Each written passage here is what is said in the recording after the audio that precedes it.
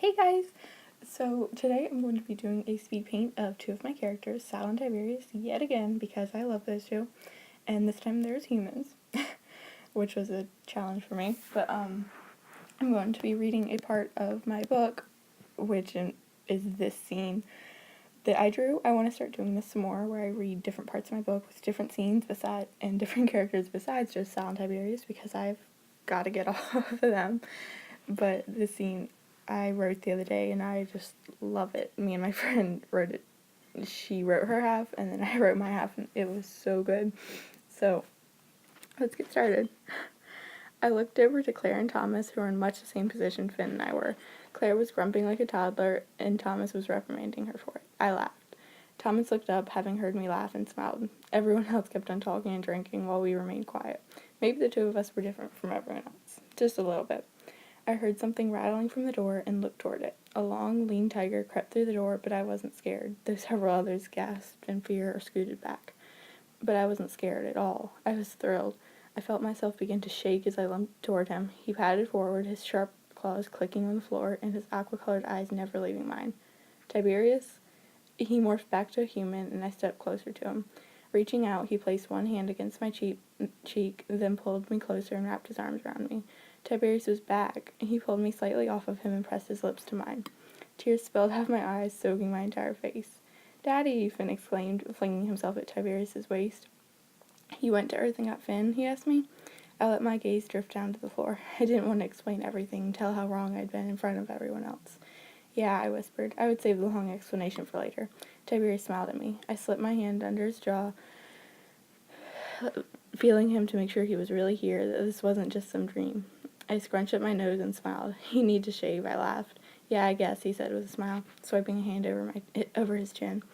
I pressed my hand to his chest and leaned over Finn to kiss him lightly. He flinched away from me and let out a short grunt. I finally noticed his bare chest, which was covered in long, deep scratches that were in the same place Katie had said they'd be. But she never said that there were so many. "Tiberius, what happened? Who did this to you?" He ignored me and tilted my chin up so that I couldn't see the gouges in the skin anymore.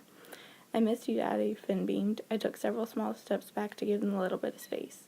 "I missed you too, buddy," Tiberius said, leaning down to pick Finn up. Will came over to us, grinning. "Hey, Tiberius, glad to see you're back. But Sal, we'd probably better get going now. Do you have those stones?" "Yeah, but I need to stay here for now. Thomas, could you give this to Katie and tell her what you need?" I asked, fishing Katie's stone out of my pocket and holding it out to him. He nodded and took it.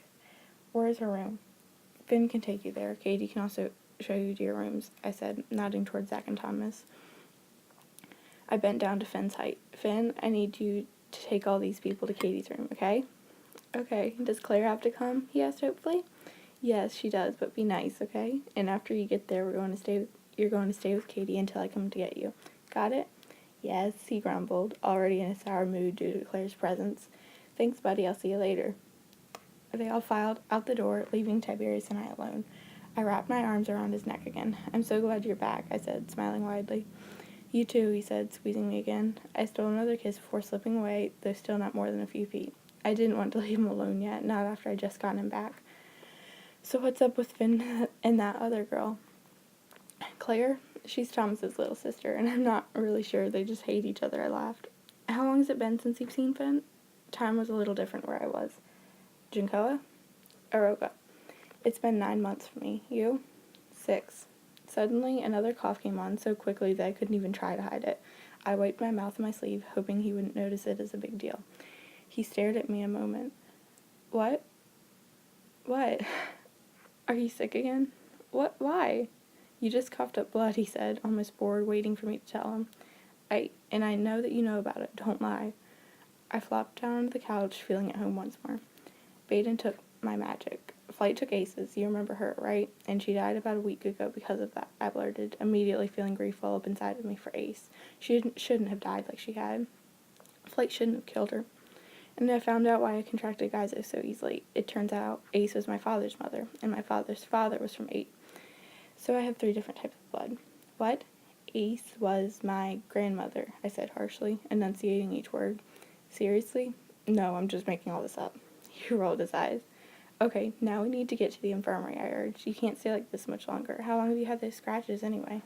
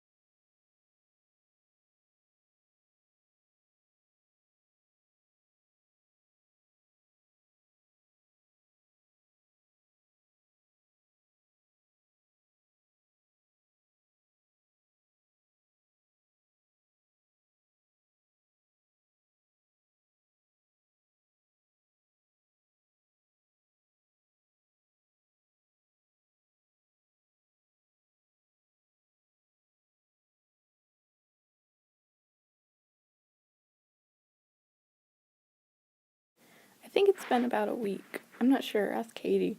Okay, come on, I said, grabbing his arm and trying to drag him out. He pulled weakly against me, laughing. Please, come on, I prodded, trying to get him to the infirmary. He had pulled on his shirt so that the gashes weren't quite as visible, though one red line still showed up above his shirt. Come on, I grumbled. He finally came over to the door beside me, looking almost ready to go. Almost. He leaned down and pressed his lips hard against mine. I wrapped my arms around his neck, more glad than ever that he was back. I let him for a minute, then pulled away. Can we please go now? Really? All that for nothing? I snorted and opened the door before he could object again. I slithered down to the ground, becoming seated on the front porch. What are you doing? I ignored him and let my feet reach the ground just underneath the porch. That way I didn't have to go down the steps and further injure my leg. He slowed his pace to walk beside me, and I grabbed his hand, holding it tightly. I never wanted to let him or Finn go again, for the fear that I might lose him like I had thought only several long hours ago. As we got closer and closer to the infirmary, it became harder and harder for me to walk. Need any help? Tiberius offered. I shot him a glare. I did not need any more help. We stepped into the infirmary. It was still empty, except for the few healers that still wandered about. My queen, my king, how can we help you? One of the younger ones asked. Your king just returned from his trip to the south. Someone tried to kill him with a knife, I said dully. And you, my queen? I'm fine. Your bullet wound? Bullet wound, Tiberius got in. I may have forgotten to mention the reason for my limp to him. It's fine, just sore. And your magic? Any other problems? Not a bit, I assured the healer with a smile. Sal, Tiberius warmed from beside me. Another healer was starting to inspect his wounds, which were much worse than mine. I didn't need to be worried about. The healer waited for me to respond honestly. Fine, I keep coughing blood, and I can't eat anything, or else I just get sick, and I always have a headache. I knew full and well that the same things had happened to Ace before she died. The first reaction that flashed across her face was alarm, but it was quickly masked by the calm that the healers always wore. Tell me the truth, I did. The healer at my side glanced at several older, more advanced healers who hung back. Not too bad, but only if we can treat you properly. We don't have the necessary ingredients here since Flight invaded and robbed our stores, but we should be able to find some. And what if you don't find any? Tiberius voiced what we were both thinking out loud. The healer froze, eyes wide, and hesitated before answering. Then my queen may not make it. So that was like half a chapter of what I wrote the other day from Sal's perspective. And I just love that scene. I'm pretty sure I screwed it up with the drawing and my voice because, yeah, the writing is actually a lot better. But anyway, aside from the awful drawing and my voice, thanks for watching, and I will probably have more of these up soon.